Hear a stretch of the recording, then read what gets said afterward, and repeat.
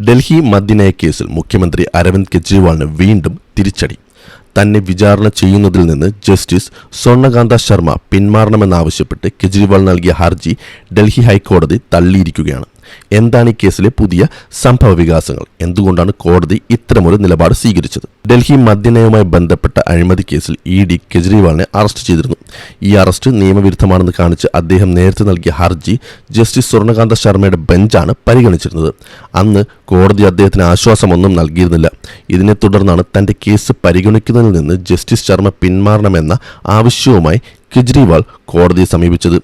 ഈ ഹർജി പരിഗണിച്ച കോടതി വളരെ ശക്തമായ ഭാഷയിലാണ് പ്രതികരിച്ചത്. ഒരു ജഡ്ജി കേസിൽ നിന്ന് പിന്മാറണമെന്ന് ആവശ്യപ്പെടുന്നത് അത്ര നിസ്സാരമായി കാണാനാവില്ലെന്ന് കോടതി വ്യക്തമാക്കി.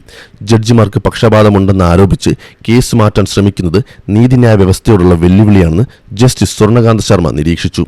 അരവിന്ദ് കെജ്രിവാൾ ഉന്നയിച്ച വാദങ്ങളിൽ കഴമ്പില്ലെന്നും കേസ് കേൾക്കുന്ന ജഡ്ജിയെ തിരഞ്ഞെടുക്കാൻ ഹർജിക്കാരന് അവകാശമില്ലെന്നും കോടതി കൂട്ടിച്ചേർത്തു.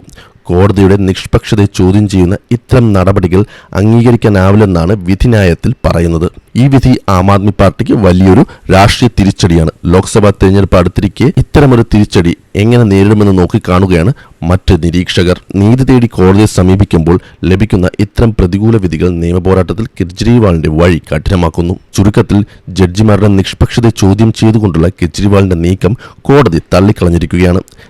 നിയമത്തിന്റെ വഴിയെ പോകുമെന്നും വ്യക്തിപരമായ താൽപര്യങ്ങൾക്കനുസരിച്ച് ബെഞ്ചുകൾ മാറ്റാനാവില്ലെന്നുമുള്ള കർശന സന്ദേശമാണ് ഹൈക്കോടതി നൽകിയിരിക്കുന്നത്.